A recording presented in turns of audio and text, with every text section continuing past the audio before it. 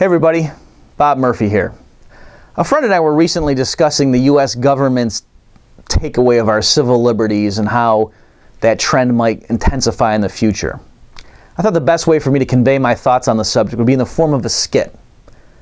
So let's imagine that I've been called in to give my expert consulting advice to the real movers and shakers, the people behind the curtain, those who really call the shots when it comes to the actions of the U.S. federal government. Let's see what happens. Well, hello everyone. Thank you for inviting me to these proceedings. I've been reviewing your file in preparation for my advice, and I must say you're to be congratulated on what you've accomplished so far. So I hope my remarks are not in any way construed as a criticism. I'm frankly in awe of what you guys have achieved. So just to review here, I mean, for a long time now, of course, you've controlled the police and the court system and the military, obviously.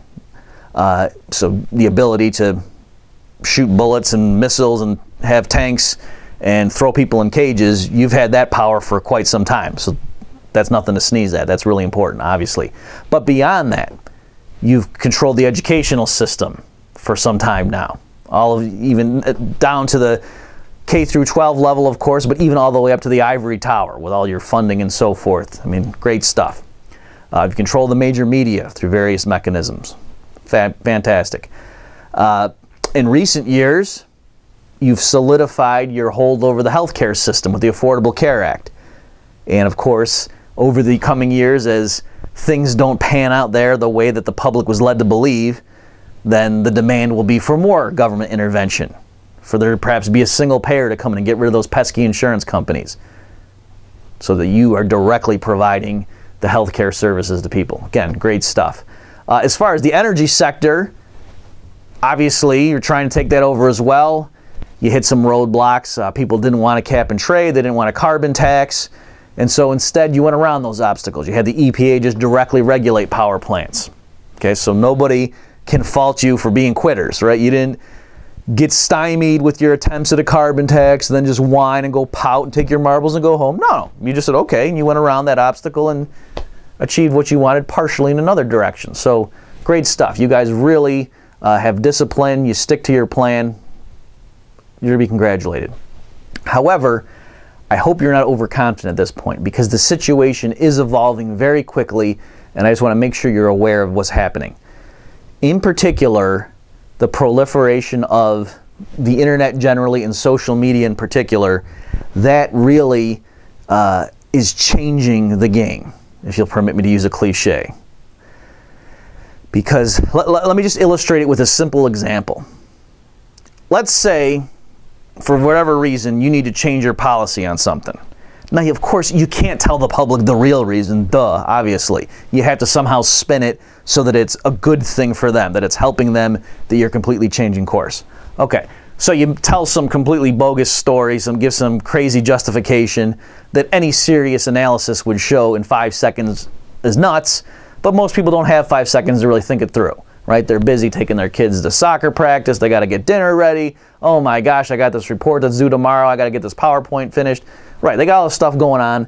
They're not going to sit around and just think about what a bunch of hypocrites you are, right? They don't have time to do that. But now, with the accessibility of the internet, what it's done is it's connected everybody in ways that were impossible just a few decades ago. So think of it like this. Why is the human brain so powerful? Why is it such a strong computational machine? It's not because any of the individual neurons are all that impressive. No, it's because of the connections. Right? There's billions of connections in your neural pathways. And that's why the human brain is such a powerful engine of computation. So in a similar fashion, humanity as a whole, the billions of people around the planet, are now able to forge connections with each other, allowing them to produce new information and spread it around in ways that would not have been possible a few decades ago. And so that makes it much more difficult for you to control them, right? You like to have a nice orderly system where you can just sway public opinion and get people to go this way if you want to go that way. Oh, things change on your end. You'd actually prefer they go this way. You just gently move the herd back over. That kind of control is going to be more and more elusive because of this trend. So the specific example is You change your policy, you come up with the BS justification for it, right? And some wise-ass 15-year-old kid, literally in his parents' basement in San Francisco, let's say, he sees what you're doing, and he puts two and two together and knows, oh, these guys are such hypocrites. That explanation makes no sense. And so what does he do? He makes a meme, a really funny internet poster with some graphic that he grabbed from like a popular TV show. Right? He realized that what you're doing is like what this one character does in this popular TV show, and then he puts some text on it to tie it in, make the news hook, and so people know what he's talking about. And then he posts it on Facebook, or he tweets it, right? And then within a week, 5 million people have seen that thing and liked it. Now, why is that a big deal? Okay, first of all, now if just one person really crystallizes the critique, really nails you on your hypocrisy in a succinct way that everybody can just get instantly, now that person has the power to broadcast that to millions of people. Whereas before, what would he do? Just complain about it to his buddies, like at the bar or something, right? Maybe 15 people would have heard it. But now he can, whoosh, in a very short period of time, have millions of people see his idea. So there's that problem. But beyond that, it's even worse for you guys. Because when somebody sees a really funny internet meme just nailing you, pointing out the hypocrisy flowing out of DC, and it has 3 million likes, it's not just that the next person that sees it is now the 3 millionth and first person to get that negative image of you guys. But that person also sees the number of likes and realizes, oh, I'm not alone. Everybody knows what a bunch of hypocrites these guys are. I am in the majority. You see that? So it's that the person knows it, and he knows that all these other people know it, and they all know that they all know it, and that forever, right? That's what economists call common knowledge. So if you're trying to run a regime, you don't want it to become common knowledge that the regime is illegitimate, because then it collapses, right?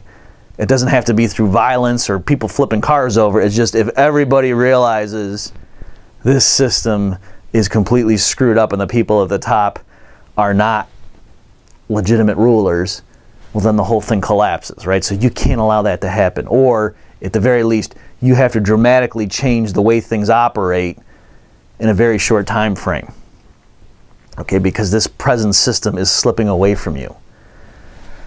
So, I would suggest that you have basically 2 years at this point in order to really lock down the ship, tighten up the screws, whatever metaphor you want to use. You've got about 2 years to really get your ducks in a row. Why do I say that? Because we know you're going to have to let the economy crash, right? You've been pumping it up with QE. You can't keep that going forever. You have some discretion over when you let the collapse happen. The more you pump, the worse it's going to be, but you can postpone the crisis a little bit if you want.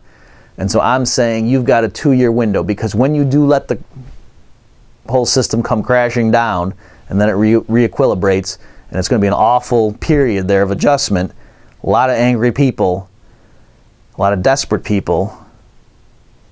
Who do you want to be the people out front and center between you and the public? The people that the public believe are in charge and calling the shots? I suggest, I mean, it's going to be bad no matter what, but it's going to be best for you guys if you still have in the White House the first black president, and you have running the Federal Reserve the first female, which is what you're going to have for the next 2 years, right? Because then all of the progressive media, all the Hollywood celebrities are going to be pulling their punches.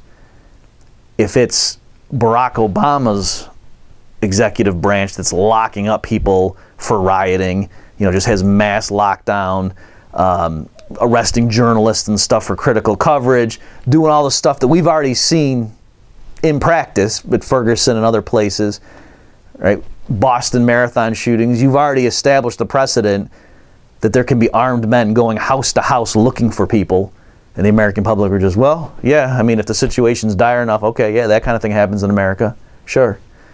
You've done a great job with the Ebola crisis, right? Just having the government have people sit under house arrest because the authorities say they're a danger to the public.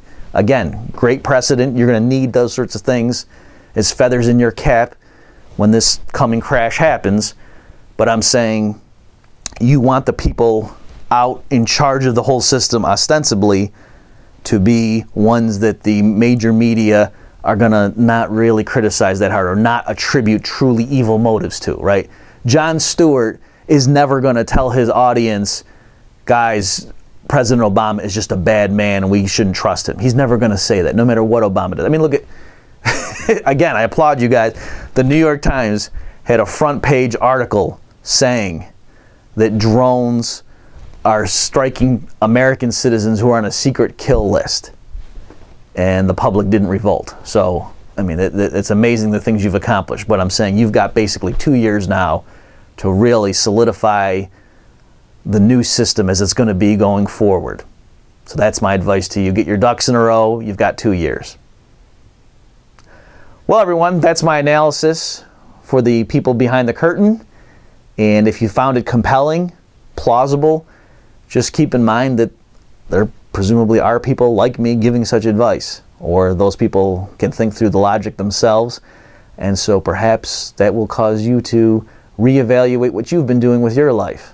Maybe you should start living more seriously and acting more deliberately. Well, happy Halloween, everyone. This has been Bob Murphy.